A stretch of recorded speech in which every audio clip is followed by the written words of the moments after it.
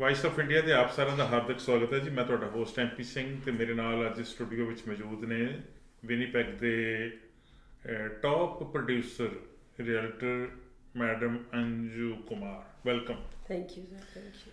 ਅੰਜੂ ਜੀ, ਬੜਾ ਡਿਫਰੈਂਟ ਜਿਹਾ ਟੌਪਿਕ ਮੈਂ ਚੂਜ਼ ਕੀਤਾ ਤੁਹਾਡੇ ਨਾਲ ਗੱਲ ਕਰਨ ਵਾਸਤੇ। ਉਹ ਟੌਪਿਕ ਇਹ ਹੈ ਕਿ ਰੀਅਲ ਸਟੇਟ ਟ੍ਰਾਂਜੈਕਸ਼ਨਸ ਹੁੰਦੀਆਂ, ਘਰ ਵਿਕਦੇ ਆ ਤੇ ਘਰ ਖਰੀਦੇ ਜਾਂਦੇ ਆ ਜੀ। ਸਮ ਟਾਈਮ ਤੁਸੀਂ ਰੀਅਲਟਰ ਬਾਇਰ ਸਾਈਡ ਤੋਂ ਹੁੰਦੇ ਹੋ, ਸਮ ਟਾਈਮ ਸੈਲਰ ਸਾਈਡ ਤੋਂ ਹੁੰਦੇ ਹੋ। ਤੁਹਾਡਾ ਰੋਲ ਐਕਚੁਅਲੀ ਹੈ ਕਿ ਡਬਲ ਦੋਨੇ ਪਾਸੇ ਤੁਸੀਂ ਕੰਮ ਕਰਨਾ ਹੁੰਦਾ ਜੀ। ਤੇ ਪ੍ਰਾਇੋਰਟੀ ਤੁਹਾਡੀ ਕੀ ਆ, फोकस ਤੁਹਾਡਾ ਕਿੱਧਰ ਹੁੰਦਾ, ਬਾਇਰ ਸਾइड ਤੇ ਜਾਂ सेलर वाले पासे? जी जी, जो रियल स्टेट का जो काम है ना, ये ऐसे लगता है कि ये बहुत आसान है, it's very easy, but it's not easy. Easy नहीं है? नहीं जी, बिल्कुल इजी नहीं है। सिर्फ फॉर्म भर के घर दिखा दिया, घर बेच दिया, ऑफर भर दिया, घर हो गया तो रियल स्टेट हो गई खत्म। और ऐसा क्या नहीं होता है। रियल स्टेट में ऐसा है जी, आपको बहुत सारी चीज़ों का ध्यान रखना पड़ता है। और रियल स्टेट में जो दूसरे बंदे ने जो आपका बायर है या सेलर है, जिसने भी घर बाय करना है, उसकी आपसे बहुत सारी उम्मीदें होती हैं। ट्रस्ट होता है, उसके ड्रीम्स होते हैं, उसके बच्चों के ड्रीम्स होते हैं, उसके वो ये घर लेने से पहले ये भी प्लान करते हैं कि इंडिया से मेरे डैडी आएंगे या ये दूसरी कंट्री से मेरे फादर आएंगे, मदर आएंगी या मेरी मदर इन लॉ आएंगी, उनके लिए कैसा कमरा होना चाहिए। उनकी सम टाइम्स उन्हें नहीं पता होता।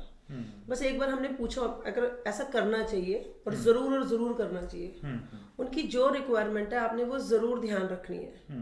उन्हें नहीं पता कि कैसा वॉशरूम उनके लिए ज़रूरी है, उन्हें नहीं पता कि जो ओल्ड एज का कोई पेरेंट उनके घर में है उसके लिए क्या ज़रूरी है, उनका कोई बच्चा है उसके लिए कौन कौन सी चीज़ें ज़रूरी हैं, या उनकी वाइफ रात को काम करती है, वो दिन को काम करती है। आपको बहुत सारी चीज़ें इसको मद्देनज़र रख के ही रियल स्टेट के लिए अपनी एडवाइस देनी चाहिए। बायर की बात कर रहे हैं आप चाहे, ये तो है बायर की बात।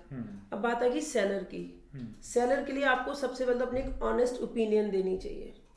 सिर्फ उसको एक लिस्टिंग आपको मिल जाए, ये छोटा छोटा लालच नहीं करना, छोटी बात है ये तो। छोटी बात है। सिर्फ एक लिस्टिंग के लिए बहुत सारे लोग कोई गलत, सिर्फ आपको लिस्टिंग मिल जाए ऐसा ना करें आप।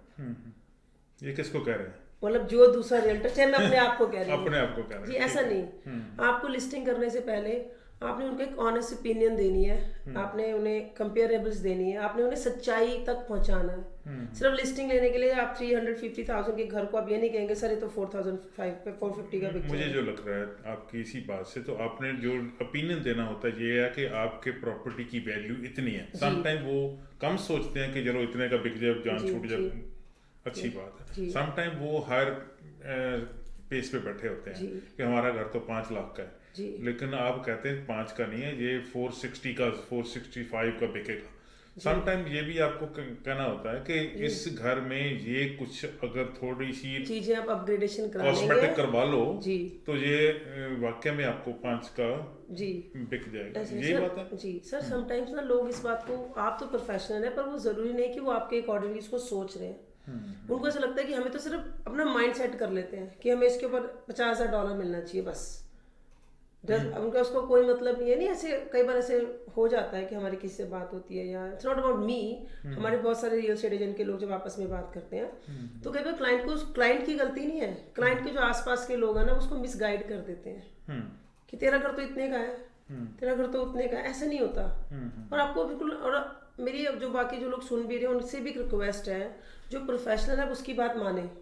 और मेरी प्रोफेशनल तो मेरी ऐसी, मुझे पूरी उम्मीद है कि प्रोफेशनल अपनी ऑनेस्ट ओपिनियन देते होंगे हमारे बिजनेस। ਜਿਹੜੀ ਗੱਲ ਤੁਸੀਂ ਕੀਤੀ ਹੈ ਕਿ ਕਲਾਇੰਟ ਨੂੰ ਨਹੀਂ ਪਤਾ ਹੁੰਦਾ ਜੀ, तो ਤੁਹਾਡੀ ਇਹ ਲੀਗਲ ਰਿਸਪੌਂਸਿਬਿਲਟੀ ਹੈ ਜਾਂ ਤੁਸੀਂ ਤੁਹਾਡੀ ਪਰਸਨਲ ਤੁਸੀਂ ਸੋਚਦੇ ਹੋ ਕਿ ਮੈਂ ਬੀਇੰਗ ਇੰਡੀਵਿਜੂਅਲ ਮੈਨੂੰ ਲੱਗਦਾ ਕਿ ਦੱਸਣਾ ਚਾਹੀਦਾ ਹੈ ਕਲਾਇੰਟ ਨੂੰ? सर वैसे तो ये हमारी एक रिस्पॉन्सिबिलिटीज़ में आता है कि हम उसके घर के आसपास की सारी कंपेरेबल स्टडीज़ वो होती हैं कि आपने ये देखना, आपको पता होना चाहिए कि पिछले 6 महीने में, पिछले 1 साल में आपके जैसा घर सेम वो कितने का बिका, उसके अंदर क्या था। आपने ये नहीं सोचना कि मेरे तो घर में वो फ्रिज ही तो पुराना है बस, ये भी तो पुराना है बस, ऐसा नहीं है।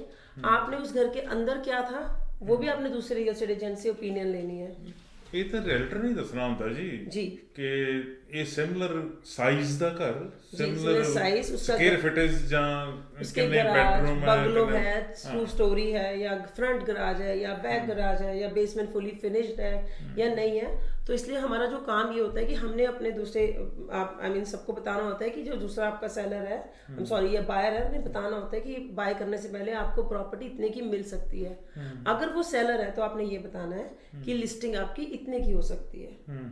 और बाकी थोड़े बहुत पैसों का वेरिएशन तो आप मना नहीं कर सकते। समटाइम्स हम पर्सनली मैं सोचती हूँ हमने रूम दे दिया नेगोशिएशन के लिए भी या नहीं दिया, it's depend on your opinion और योर। ਚਲੋ ਅਸੀਂ ਹਰ ਰੋਜ਼ ਕਿਸੇ ਨਾ ਕਿਸੇ ਰੀਅਲਟਰ ਨੂੰ ਆਪਣੇ ਸਟੂਡੀਓ 'ਚ ਸੱਦਦੇ ਹਾਂ ਜੀ। ਹੁਣ ਤੱਕ ਜਿਹੜੀਆਂ ਵੀ ਅਸੀਂ ਇੰਟਰਵਿਊਜ਼ ਕੀਤੀਆਂ ਉਹ ਰੀਅਲਟਰ ਨੇ ਕੀਤੀਆਂ ਬਾਇਰ ਸਾਈਡ ਵੱਲੋਂ ਜੀ ਕਿ ਤੁਸੀਂ ਬਾਇਰ ਦੇ ਰੀਅਲਟਰ ਹੋ, ਬਾਇਰ ਦੇ ਏਜੰਟ ਹੋ, ਜੀ। ਤੁਸੀਂ ਬਾਇਰ ਵਾਲੇ ਸਾਈਡ ਤੋਂ ਸੋਚਣਾ ਉਹਨੂੰ ਉਹਦੀ ਹੈਲਪ ਕਿਵੇਂ ਕਰਨੀ। ਅੱਜ ਆਪਾਂ ਸੈਲਰ ਵਾਲੇ ਪਾਸੇ ਸੋਚੀਏ, ਪਰਫੈਕਟ, ਠੀਕ ਹੈ ਜੀ। ਜੀ। ਸੈਲਰ ਵਾਲੇ ਪਾਸਿਓਂ ਤੁਸੀਂ ਕੀ ਤੁਹਾਨੂੰ ਲੱਗਦਾ ਕਿ ਵਾਟ ਇਜ਼ ਦੀ ਇੰਪੋਰਟੈਂਸ, ਕਿਹੜੀ ਗੱਲ ਜ਼ਿਆਦਾ ਇੰਪੋਰਟੈਂਟ ਹੈ ਜਿਹਨੂੰ ਜਿੱਤੇ ਫੋਕਸ ਕਰਨ ਦੀ ਲੋੜ ਹੈ? ਤੁਸੀਂ ਆਪਣੇ ਕਲਾਇੰਟ ਨੂੰ ਕਿਵੇਂ ਗਾਈਡ ਕਰੋਗੇ ਤਾਂ ਕਿ ਉਹਦੀ ਸੈਟੀਸਫੈਕਸ਼ਨ ਹੋਵੇ ਕਿ ਮੈਂ ਘਰ ਜਿਹੜਾ ਵੇਚਿਆ ਹੈਗਾ ਉਹਦੇ 'ਚ ਮੈਨੂੰ ਸਫੀਸ਼ੀਐਂਟ ਜਿਹੜੀ ਆ ਐਕੁਇਟੀ ਮਿਲ ਗਈ ਜਾਂ ਜਿੰਨਾ ਪ੍ਰਾਈਸ ਮੈਂ ਐਕਸਪੈਕਟ ਕਰਦਾ ਸੀ ਉਹਨਾਂ ਮਿਲ ਗਿਆ? ਕਿਵੇਂ ਗਾਈਡ ਕਰਦੇ ਹੋ ਤੁਸੀਂ? सबसे पहले तो हमने उस घर के लिए एक तो आपने उसके जेन्युइन आपने सब उसके मेजरमेंट लिए होने चाहिए। आपने अपने क्लाइंट को, क्योंकि हमें घर बेचने के लिए आपने घर को अच्छे से रेनोवेट कराना होता है ताकि जब आपका कोई बायर घर खरीदने जाता है, जब वो घर के अंदर स्टेप रखे तो उसके अंदर एक वाव फीलिंग आनी चाहिए, उसको ये लगना चाहिए वाव ये घर मेरे लिए ही बना है। अंदर बढ़ते सारी बस लगेगा, समझ आएगा कि मेरी वाइफ यहाँ खाना बना रही है, मैं यहाँ डाइनिंग टेबल पे चाय पी रहा हूँ, यहाँ मेरा बच्चा खेल रहा है, यहाँ मेरे डैडी बैठे हैं या मेरी मम्मी बैठी है। सो आपको घर में अंदर या लिस्टिंग करने से पहले पूरी कोशिश करनी चाहिए, अगर आपका सेलर एग्री है तो पैसे लगाने के लिए। ਕਈ ਘਰ ਵਿੱਚ ਮੈਨੂੰ ਜਾਣ ਦਾ ਮੌਕਾ ਮਿਲਦਾ ਜਿਹੜੇ ਲਿਸਟਿੰਗ ਹੋਏ ਹੁੰਦੇ ਆ ਜੀ, ਅੰਦਰ ਵੜਦਿਆਂ ਸਾਰੀ ਤੁਹਾਨੂੰ ਲੱਗਦਾ ਕਿੱਥੇ ਆ ਗਏ ਜੀ, ਸਮੈਲ ਆ ਗਈ, ਜੀ, ਠੀਕ ਹੈ ਜੀ, ਖਲਾਰਾ ਜਿਹਾ ਪਿਆ ਹੈ, ਗੰਦਗੀ ਹੈਗੀ ਆ, ਸਫਾਈ ਨਹੀਂ ਹੈ, ਟੈਨੈਂਟ ਪਹਿਲਾਂ ਰਹਿ ਰਹੇ ਆ, ਕਿਰਾਏਦਾਰ ਰਹਿ ਰਹੇ ਜਾਂ ਉਹ ਆਪ ਹੀ ਰਹਿ ਰਹੇ ਆ, ਉਹਨਾਂ ਨੇ ਪ੍ਰੋਪਰ ਮੇਨਟੇਨ ਨਹੀਂ ਕੀਤਾ। ਇਹ ਗੱਲਾਂ ਸਾਰੀਆਂ काउंट होती हैं? बिल्कुल 100% ये कंसीडर होती हैं जब कोई घर देखने आता है। तो ये आपके रियल एस्टेट एजेंट को नॉट 100% अपने सेलर को इन बातों के लिए एजुकेट करना चाहिए कि अगर हम ऐसा करेंगे तो ऐसा होगा, अगर हम ऐसा नहीं करेंगे तो ऐसा। क्योंकि सेलर का मेन आपका जो अगर आप सेलर एजेंट है तो it's your duty to give good price, आपको अपने सेलर को गुड प्राइस मिले ताकि देखिए अच्छे प्राइस, क्योंकि अगर आपने आपको पहली ड्यूटी आपके सेलर के साथ बन रही है कि उसको गुड प्राइस मिले, तो उसके लिए आपने वो छोटी मोटी कॉस्मेटिक चीजें, आपको किचन अच्छी हो, वॉशरूम अच्छे हो, क्योंकि जिस घर के अंदर आपको या तो आपने घर एज इज बेचना है तो आप नेगोशिएशन के लिए तैयार रहें। कई बार हमारे जो सेलर्स हैं वो कहते हैं नहीं हमने कुछ नहीं कराना, हमें घर एज इज बेचना है, तो हम ये मेंशन कर देते हैं लिस्टिंग में घर एज इज होगा या घर के अंदर टेनेंट रहता है। तो टेनेंट को भी इसे हम एजुकेट कर सकते हैं कि क्योंकि आप ये हमारा सेलर ने हमें हायर किया है तो टेनेंट को भी बोलना पड़ता है कि आपको ये चीजें ऐसे रखनी पड़ेगी, उसके लिए हमें सफिशिएंट टाइम उनको देना पड़ता है, 24 आवर्स नोटिस। मैंने कुछ MLS देखी हैं जी, क्लाइंट सेलर साइड से MLS सेलर को बनाता है, वहाँ लिखा होता है कि एज इट इज, ठीक है जी। वो जो फाइनेंशियल इंस्टीट्यूशन है ना वो यहाँ ही क्वेश्चन खड़ा कर देते हैं कि as it is mean something wrong. ये क्यों लिखते हैं एज इट इज? फिर वो इसीलिए लिखते हैं लोगों को ये तो चलिए आपने भी अपने थ्रू अपने लोगों को इन्फॉर्म कर दिया कि ऐसे आप ना करें या एज इज ना लिखें या लिस्टिंग एजेंट एज इज ना लिखें, क्योंकि समटाइम्स उसमें एक बात उनकी बिल्कुल ठीक है कि जब मॉर्गेज होनी होती है तो उनको उन्हें नहीं पता कि उस घर की वैल्यू कितनी है। वो तो आपने उस MLS ने लिस्टिंग करी है ये घर 500,000 का है तो मॉर्गेज वाले तो 500,000 पे देंगे, पर MLS लिस्टिंग जब आप हमसे मांगते हैं, मॉर्गेज ब्रोकर जब हमसे MLS लिस्टिंग मांगते हैं तो मे भी आप स्टडी करते हैं या आपका बैंक का स्टडी करता है तो एज इसका मतलब से क्वेश्चनिंग कई क्वेश्चन खड़े हो जाते हैं कि ओके घर अंदर से ठीक नहीं है, पता नहीं ये 500,000 की वर्थ रखता भी है नहीं रखता। तो इसके लिए हमें पूरी कोशिश करनी चाहिए कि नहीं इट्स नॉट अबाउट द कोशिश, तो हम एज इज नहीं लिखना चाहिए MLS में, जैसे आपने एजुकेट किया है। ये तो खतरनाक बात है, एज इट इज का मतलब क्वेश्चन हो गया, फाइनेंशियल इंस्टीट्यूशन जो है वो कंफर्टेबल नहीं है। जी जी जी, तो लिस्टिंग में इस बात का ध्यान रखना चाहिए। हाँ, तो ये हमारी वैसे जिम्मेवारी नहीं है, ड्यूटी नहीं है, चलो हम अपनी कम्युनिटी में काम करते हैं मैं आप रियल्टर हैं, वो सेलर साइड से भी होते हैं, बायर साइड से भी होते हैं, हम मॉर्गेज करते हैं, तो मुझे लगता है कि कॉमन जो प्रॉब्लम्स है ना इनको थोड़ा सॉर्ट आउट करना चाहिए। समटाइम देखो मुझे कई बार लगता है कि जो डेस्परेट है बेचने वाला वो कहता है मैंने तो बेचना है जी, जैसे कैसे भी बेचना। एक बार ऐसे हुआ जी, एक प्राइवेट डील हो रही थी, तो मैंने उनको बोला कि सेलर को कि मैं बायर साइड से उनकी मॉर्गेज कर रहा हूँ और मुझे ये लगता है कि मुझे क्लाइंट की हेल्प करनी चाहिए, उनकी फेवर करनी चाहिए, तो मैं चाहता हूँ कि आप इसकी करवा दो, इंस्पेक्शन करवा दो। वो कहते हैं जैसा भी है हमने घर बेचना है, हमने इंस्पेक्शन नहीं करवानी, डन, ऐसा। और वो पंजाबी कम्युनिटी के बंदे। मैंने कहा ये कहाँ बैठे हैं आप? अगर आप इंस्पेक्शन करवा लेंगे तो आपको भी पता चल जाएगा कि कहीं कोई बड़ी प्रॉब्लम तो नहीं है, और क्या पता आप जो एज्यूम कर रहे हैं कि आपके घर में कोई कमी है इसीलिए आप नहीं कराना चाह रहे, हो सकता है वो हो ही ना। हाँ। और छोटी सी बात होगी जिसके लिए हो सकता है आप 10,000 कम ले रहे हो। आप इसको इस तरीके से भी सोचें कि आप इंस्पेक्शन हमेशा कराएं और वैसे भी ऑनेस्टली सारे काम करें ना। थोड़े दिन पहले मैंने एक इंस्पेक्शन करवाई जी, सारा घर A1 फर्स्ट क्लास। वो जो बायर लड़की, उसने एक कंप्लेंट की कि जी इसकी जो किचन की विंडो नहीं प्रॉपर खुल रही। जी जी, छोटी सी दिक्कत है, ये कोई बात नहीं है। उसने $300-350 इसीलिए खर्च दिए, कोई बड़ी प्रॉब्लम तो नहीं है कोई, लेकिन प्रॉब्लम कोई नहीं निकली। इंस्पेक्टर ने ये कहा कि ये विंडो प्रॉपर खुल नहीं रही, हो सकता है ये ड्यू टू वेदर होगी, नहीं होगी ठीक, तो आप $150 उसको बोलो, वो ठीक करवा देंगे, सेलर करवा देंगे। छोटी छोटी प्रॉब्लम होती, लेकिन इसके लिए सेलर साइड और बायर साइड को कोऑर्डिनेट करना चाहिए, मुझे ये लगता है। बिल्कुल सर, ये तो बिल्कुल दोनों की कोऑर्डिनेशन की बात है। It's not a big issue की विंडो नहीं। आपको लगता है कि कोऑर्डिनेट नहीं होता? समटाइम्स नहीं होता। इसका नुकसान तो किसको होगा?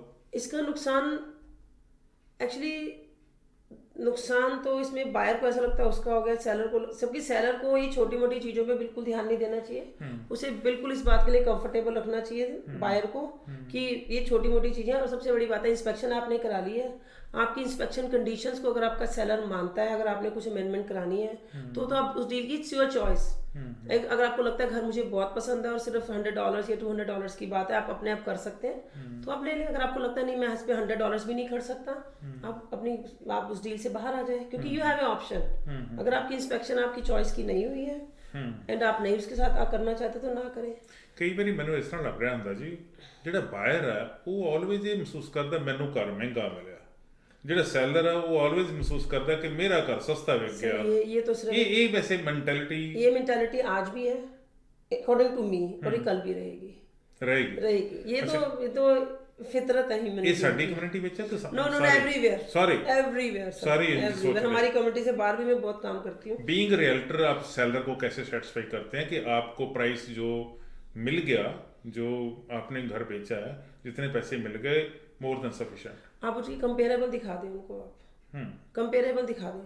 ऐसा नहीं है कि वो फिर भी कहते रहते ये देखो चौथा घर है हमारे यहाँ, वो महंगा बिका। धीरे वो समझ जाएंगे थोड़े दिन बाद कि नहीं ठीक मिला। मगर मैं एक न्यू होम घर में बताती हूँ आपको, जो मैं अभी नए घरों में भी बहुत काम करती हूँ। तो सेलर साइड से अगर मैं नया घर खरीद रही हूँ या नया घर मैं मेरे बायर के लिए बाय कर रही हूँ, सो मुझे बड़ा सारा ध्यान रखना पड़ता है उसके अंदर। आपको उसमें एक एक चीज का इतना ध्यान रखना है, आपके बायर को नहीं पता, आपको नहीं पता कितनी सीलिंग, कितनी विंडो, कैसी फ्लोरिंग, क्योंकि नए होम, जो नए घर जितने भी बनते हैं उनके अंदर बहुत सारी चीजें माइन्यूटली देखनी पड़ती हैं रियल एस्टेट एजेंट को। समटाइम्स आपके हमारे बिल्डर हैं, आप बिल्डर से बात करें तो बिल्डर सामने वाले को बताना भी नहीं चाहते। हम with all due respect, I am not saying but 100% लोग ऐसे हैं, पर बहुत सारे लोग ऐसे हैं जो, क्योंकि सामने वाले को पता ही नहीं है रियल एस्टेट में। ये चीज आप याद रखें हमेशा, तभी कहते हैं प्रोफेशनल को हायर करें। आपको नहीं पता कि रियल एस्टेट की टेक्निकलिटी क्या है। कई बार लोग की सीधे चले जाते हैं, सीधे चले जाते हैं और उसमें वो 50% नुकसान में रहते हैं, 50% रेशो। मतलब एक गल तो बड़ी क्लीयर है कि जेड़ा बायर है ना जी, उन्हें किसी को फीस पे नहीं करनी, बायर ने किसी को फीस पे नहीं करनी, रियल्टर को नहीं करनी, बिल्डर को नहीं करनी। फिर जो फ्री सर्विसेज क्यों नहीं लेंगे? क्योंकि उनको ऐसा लगता है कि शायद जो बिल्डर है हमें उतने पैसे छोड़ देगा। ऐसा नहीं हो सकता, और हो भी सकता है, आई एम नॉट होता वैसे, मुझे नहीं मालूम, मगर आपको ये नहीं पता उस कॉन्ट्रैक्ट की माइन्यूटली क्या है, आपको माइन्यूट उसमें क्या प्रॉब्लम्स हैं। और आपको रियल एस्टेट एजेंट आपको सेफ रख सकता है, वो आपकी तरफ से एक वकील है, वो आपकी चीजों को बहुत ध्यान रखेगा और ध्यान रखते भी हैं, ध्यान रखना भी चाहिए। हम जो जितने भी डील्स करते हैं हम बहुत उसे माइन्यूटली, देखिए गलती से गलती हो जाए तो कोई बात नहीं, मगर आप जानबूझ के गलती करते हैं वो गलत है। और मेरे बॉस हमारे किसी बिल्डर से मेरी बात हो रही थी, तो उन्होंने ऐसे ही किसी से डील करी होगी ये वो, तो मैं कुछ बात करी थी, तो नो नो नो नो हम इंडियंस के साथ काम नहीं करते। अच्छा, इंडियंस के साथ काम नहीं करते? आपके पास इंडियन ही रियल्टर है, इंडियन ही क्लाइंट्स हैं, एंड ना हम तो रियल इंडियन नहीं है, पर वो इंडियन ही है। अच्छा, है ना, वो सारे religious places. Real estate agent की बात है, वो इंडियन ही है। हाँ। लेकिन इंडियन लोगों के साथ काम करना नहीं पसंद करते। इसकी वजह क्या हो सकती है? I don't understand, may be they what they think about, I mean हमारी कम्युनिटी के लोगों के बारे में या अपने बारे में मुझे ये समझ नहीं आया। वो हमारी कम्युनिटी तो हम ही है, हम रिप्रेजेंट कर रहे हैं हमारी कम्युनिटी। बिल्कुल बिल्कुल। आई डोंट अंडरस्टैंड ये बात क्या है एक्चुअली ना। सो ऑलवेज रिस्पेक्ट, हमेशा उन लोगों की रिस्पेक्ट जरूर करनी चाहिए जिनकी वजह से हमारे घर का ब्रेड बटर है। बिल्कुल, चाहे वो हमारी कम्युनिटी के हैं चाहे नहीं है, उन सब के हमें थैंकफुल रहना चाहिए। हम जिनके थ्रू काम कर रहे हैं वो भी हमारे अपने। ये हम सेलर साइड की बात कर रहे हैं, आपको क्यों चूज किया जाए जी? आप सेलर साइड के एजेंट, आपको चूज क्यों किया जाए? क्या खासियत होनी चाहिए जो सेलर सोचता है कि अंजू मैडम मेरा घर प्रॉपर प्राइस में और ठकाठक जल्दी बेच देंगे? सबसे बड़ी बात, आपका रेफरल कितना स्ट्रांग है। मेरे को ऐसे रेफरल मिलते हैं कि लोग ये बोलते हैं कि आप अभी जितने रियल एस्टेट एजेंट के आपने काम कर लिया, अच्छी बात है, दे ऑल आर गुड, पर आप अगर अंजू के पास जाएंगे आपकी रेस खत्म हो गई। 100% आप अंजू के साथ ही काम करेंगे। मैं सुन भी रहे होंगे तो मैं उनको थैंक यू बोलती हूँ, नॉट वन, कई मेरे ऐसे रेफरेंस हैं, स्ट्रांग रेफरेंस। तो आपने अगर उनको, एक तो ये सबसे बड़ी, आपके ऊपर ट्रस्ट है, ट्रस्ट करते आपके ऊपर ट्रस्ट है। नहीं, मैं यही तो पूछ रहा हूँ, ये ट्रस्ट कैसे बिल्ड हुआ? उसकी वजह मैं बताती हूँ।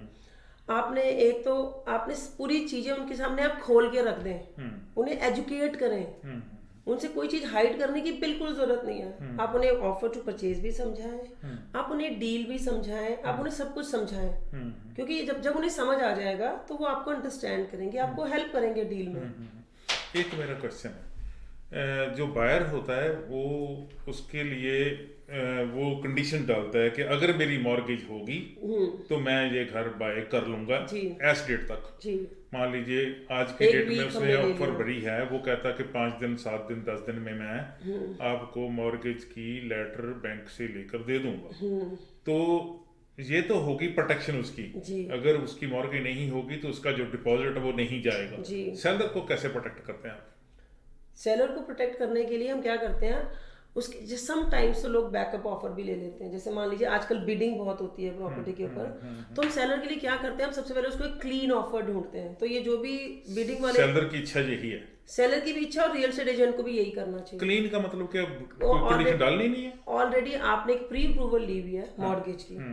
तो इसलिए सबसे पहले मेरी यही रिक्वेस्ट है, जिन्होंने भी घर खरीदना पहले वो प्री अप्रूवल मॉर्गेज ले लें। जैसे घर में आजकल बिडिंग हो रही है या आपको लेस कंपटीशन है, अगर मान लीजिए आपने क्लीन ऑफर दे दिया, हो सकता है आपका 4-5 हज़ार कम भी होगा, तो उसके लिए वो आपको जो सेलर होगा और सेलर एजेंट होगा वो आपको आपके कहने का मतलब क्लीन वही है जिसके साथ प्री अप्रूवल लगी हुई है। लगाए। ये तो नहीं है कि मॉर्गेज की कंडीशन ही नहीं है। नहीं, वैसे मेरे पास ऐसी घर है, मैंने ऐसे खुद सेल किया घर 2-3 दिन पहले। मान लीजिए बाद में मॉर्गेज होती नहीं, फिर ये तो आपने देखना, ये मेरा काम नहीं है। नहीं, ये मॉर्गेज अप्रूवल वाले का काम है। मैं यही तो कह रहा हूँ कि सेलर प्रोटेक्ट कैसे होगा? ये तो ऐसी कंडीशन तो हमने कभी देखी नहीं कि जैसे मान लीजिए मेरे साथ ऐसे नहीं हुआ।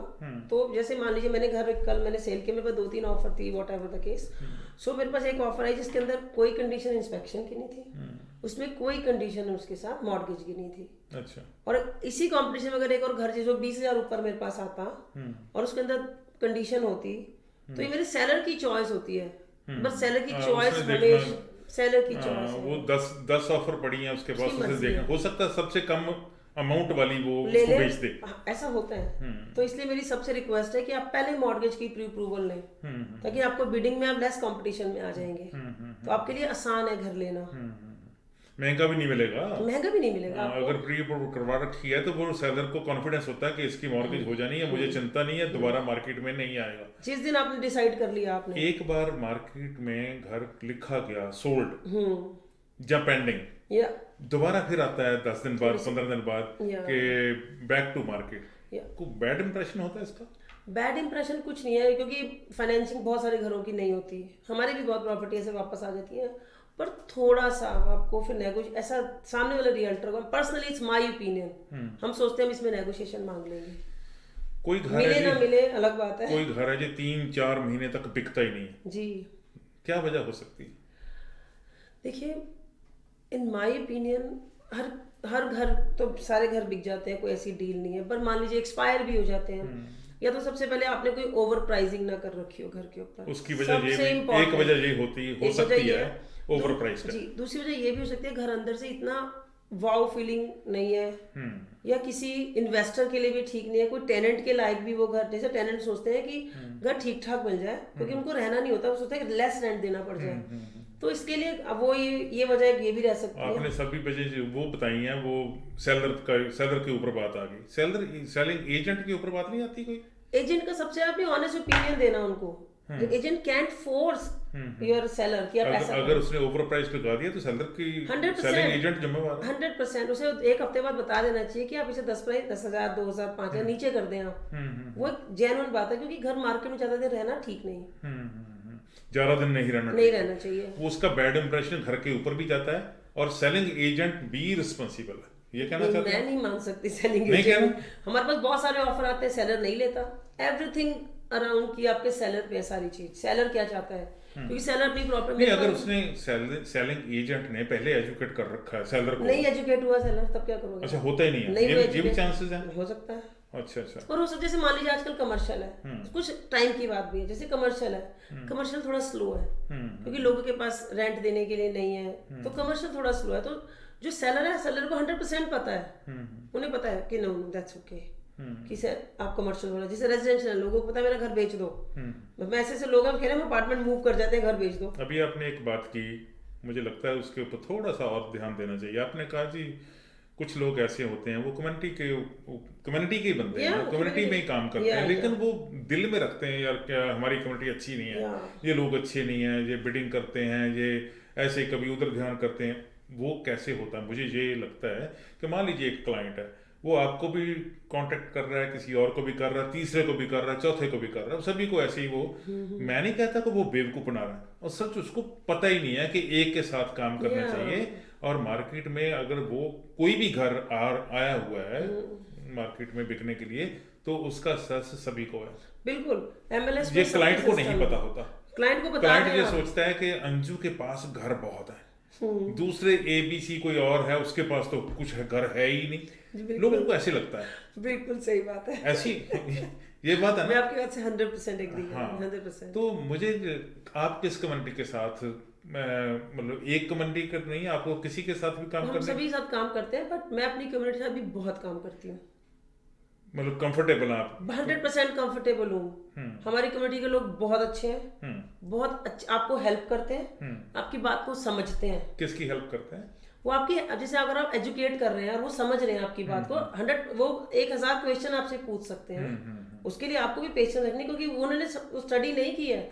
अगर मान लीजिए मैंने 30 मतलब कहने का मतलब अगर आप उनको कोई बात बताते हैं तो वो समझते हैं, उनको आपकी प्रिविलेज लेनी चाहिए कि आप दोनों पार्टी एक कंट्री से एक लैंग्वेज बोल रहे हो, उनको लैंग्वेज बैरियर नहीं है, उनकी लैंग्वेज में 1000 वोकैबुलरी वर्ड्स हैं, वो आपसे बात कर सकते हैं, तो आपको तो उसके इस बात की प्रिविलेज आपको भी है कि आप अपने क्लाइंट को अच्छे से समझा सकते हैं, आप उनका माइंड सेट पढ़ सकते हैं। जैसे हमें पता है कि हमारे पेरेंट्स ओल्ड होते हैं, तो हम चाहते हैं कि जैसे मैंने नए घरों में काम करती हूँ, मैं पूरी उनको समझा देती हूँ कि हमें एक स्पाइस किचन की जरूरत है आपके घर में। मेरे क्लाइंट्स को नहीं पता, मैंने बोलती नहीं, I think we need spice kitchen, क्योंकि हमारे खाने बहुत ऑयली हैं, बहुत सारे तड़के लगते हैं टाइप्स। और मैंने बताया था कि उनकी फैमिली में कोई है तो आप हमें कमरा नीचे बना लेते हैं, तो ये तो आपने एजुकेट करना है ना, वो किसी और ने एजुकेट नहीं करना, वो आपका एक्सपीरियंस है जो आपने उन्हें देना है।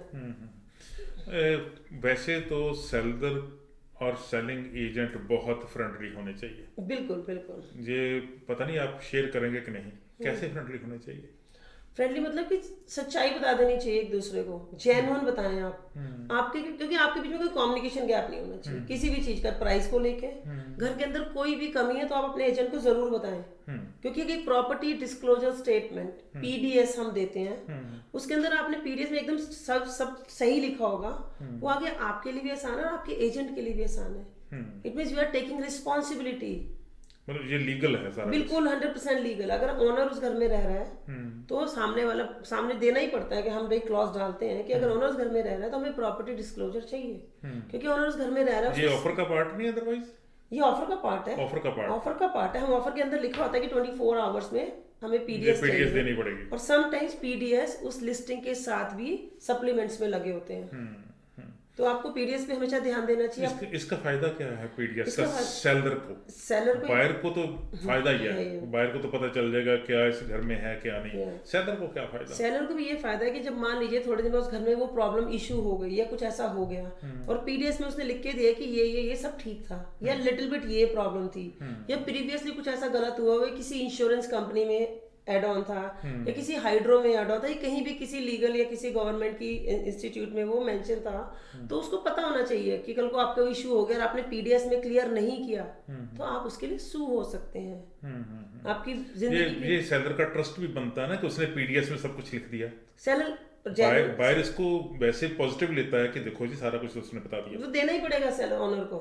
अगर ओनर नहीं देगा तो सेलर एजेंट, मुझे नहीं लगता है कि बायर एजेंट को उस डील को हैंडल अच्छे से करना चाहिए। नो, ठीक है, उनको 100% पीडीएस देना चाहिए, उनको 100% पीडीएस लेना चाहिए अगर ओनर रह रहा है उसके अंदर।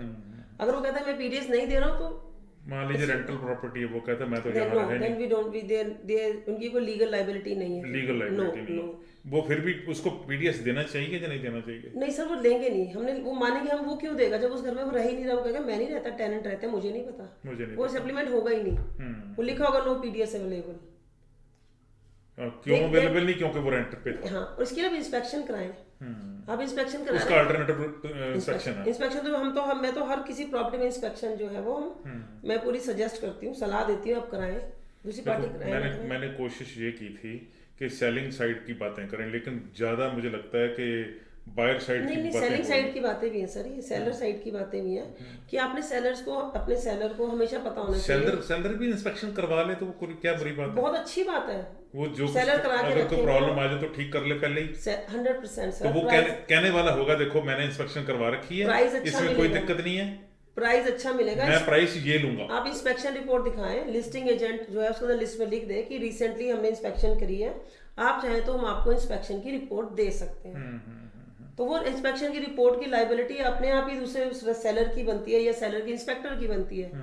तो वो तो इस वेरी वेरी फेयर एनफ, और मैं अपनी लिस्टिंग में समटाइम ऐसा करती भी हूँ, ठीक है, कि मैं पहले इंस्पेक्शन करवा लेती हूँ कि कुछ ठीक ठाक होने वाला हो, ताकि हमारा पीडीएस क्लियर हो कि ये था, हमने ठीक करा लिया इन गुड वर्किंग कंडीशन। आप अच्छे रियल्टर हैं, इसलिए तो टॉपर हैं।